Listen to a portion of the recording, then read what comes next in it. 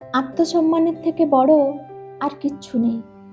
কেউ যদি তোমাকে অসম্মান করে বা ছোট করে, তাকে চিনে রাখো, তার থেকে দূরে সরে যাও।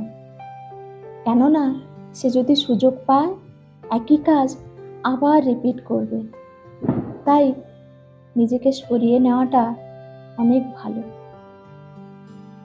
বেশি চালাক মানুষের একটাই সমস্যা, তারা মনে করে তারা সব বোঝে, তাদের সামনে থাকা ব্যক্তিটা কিছুই বুঝতে পারছে না তার থেকে বেশি।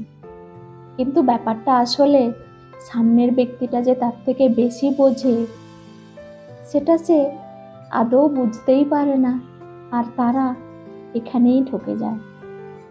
চলে যাব তোর জীবন থেকে, আর ফিরে আসবো না। এখন তুই ভালো থাকিস, তোর নিজের মতো করে ভালো থাকিস। কষ্ট ছাড়া তো তোকে আমি কিছু দিতে পারিনি, থাকবো কেন তোর কাছে তোকে ঋণী করে? তোর সুখের সাথী তো আমি হতে পারিনি, তবে তোকে দুঃখ কেন দেব আমি? কিছুই যখন তোকে দিতে পারিনি, পড়ে থাকবো কিসের জন্য তোর কাছে? আমি বিদায় নিলাম তোর কাছ থেকে, শুধুমাত্র নিজের চোখের জলটুকু নিয়ে। এখন তুই থাকিস ভালো, নিজের মনের মতো করে।